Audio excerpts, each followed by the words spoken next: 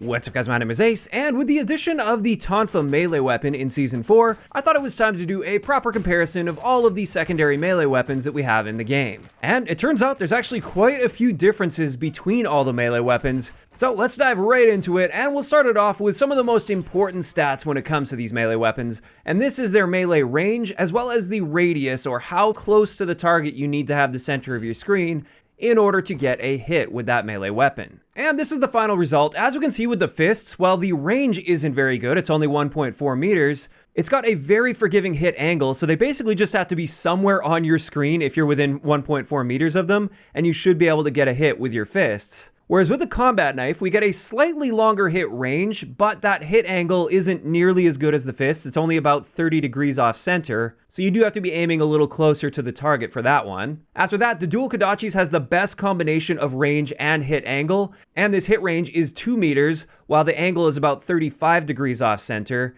And then finally, with the Tonfa, we get the same range as the dual Kodachis, which is excellent at 2 meters, but that hit angle isn't quite as good. It's equal to the combat knife at about 30 degrees off center. So out of all of these, I'd say the clear winner is the dual Kodachis. It's just got the best combination of all of those factors. But I really wanted to point out also that the fists have a super wide hit angle. You just have to get right up close and personal. Now, obviously, we also have to take damage into account. This is another incredibly important stat because some of these can one hit and some can't. And as we can see here, with the fist, you only deal 30 damage per hit, so it's going to take you 4 hits to kill at 100 HP. Whereas with the combat knife and the dual Kodachis, they have the same damage at 135 for the first hit, and then the second hit, at least based on my testing in a custom game where I bumped the health up to 300, that second hit was dealing at least 165 damage because it only took 2 hits to kill against 300 health. But at least at 100 HP, both the combat knife and dual Kodachis will be a one-hit kill.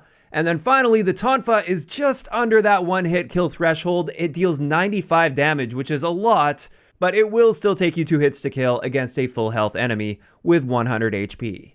As for the next stat that's often overlooked with melee weapons, this is the length of the initial animation from the moment you essentially pull the trigger with the melee weapon to the moment that it actually registers the hit. There is a bit of a delay here, and it is a bit different between these. With the fists, it takes 300 milliseconds to get that first hit.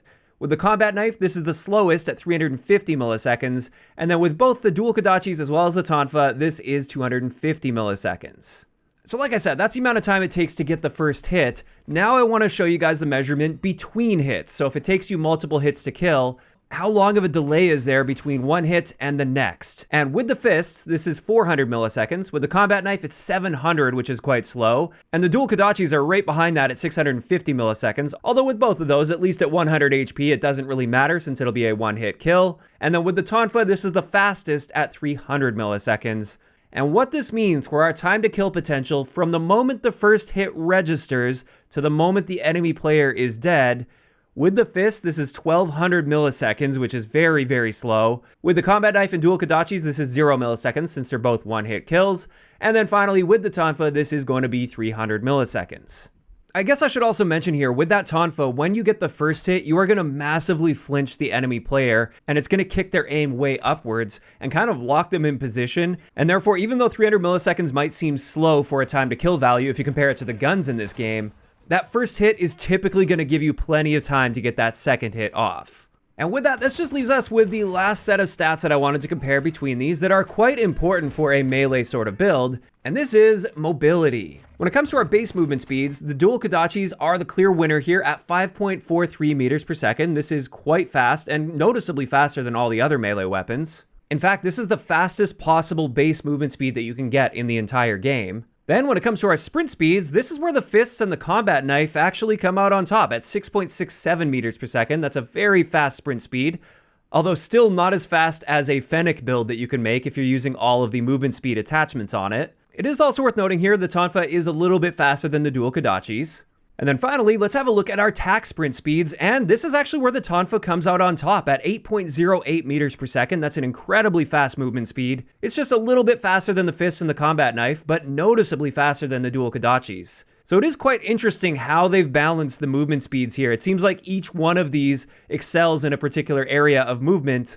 However, if you are using a melee weapon, I'd say the movement speed that matters the most here is likely just going to be your standard sprint speed. That's what you're going to be taking advantage of most of the time, and therefore this is where the fist and the combat knife come out on top. In saying that though, there's another thing I wanted to mention, and this is our tactical sprint duration, because it does vary a little bit here. And keep in mind with this, the default, if we're not using a melee weapon, is just 2 seconds if you're not using double time. Double time will double that number up to 4 seconds. But it turns out with all of the melee weapons aside from the Tonfa, this tactical sprint duration is now 3.5 seconds, which is very noticeably boosted. And again, you can double that if you use the double time perk. Whereas with the Tonfa, it is worth noting they have a very slightly shorter duration compared to the other melee weapons out there at 3 seconds. So you still gain a benefit over regular guns, but it is the lowest duration out of all the melee weapons at least. And with that, that's going to wrap it up for the most important stats when looking at the melee weapons. And now I just wanted to share my opinions on which melee weapon is best. Keep in mind, this is focused around multiplayer at 100 HP, since that's what I play.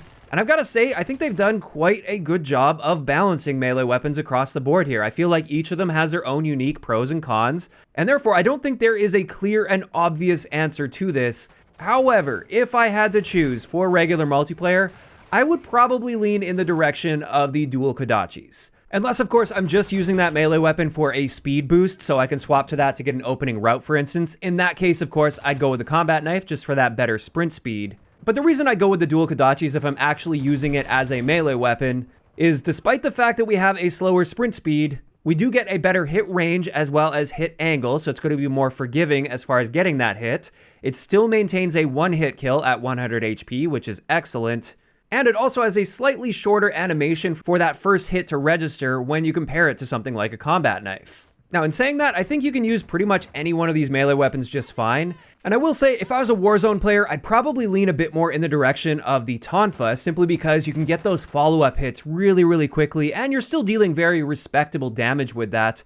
And I think both of those stats are quite important when we're talking about Warzone. And that's not even mentioning the faster movement speed than the dual Kodachis as well, which is great for a large open world map. But since I just focus on multiplayer, I personally would lean in the direction of those dual Kodachis. Now, of course, those are just my opinions based on the stats and the testing that I've done with these melee weapons, and this is where I'd love to hear from you guys in those comments down below. Now that you guys have seen this comparison, and also combine this with your own experiences, what is your favorite melee weapon to use in Modern Warfare 2 or Warzone 2? Just let me know all of those thoughts down below. If you enjoyed the video, a like rating is always appreciated, and don't forget to subscribe for more if you haven't already. I'll talk to you guys next time.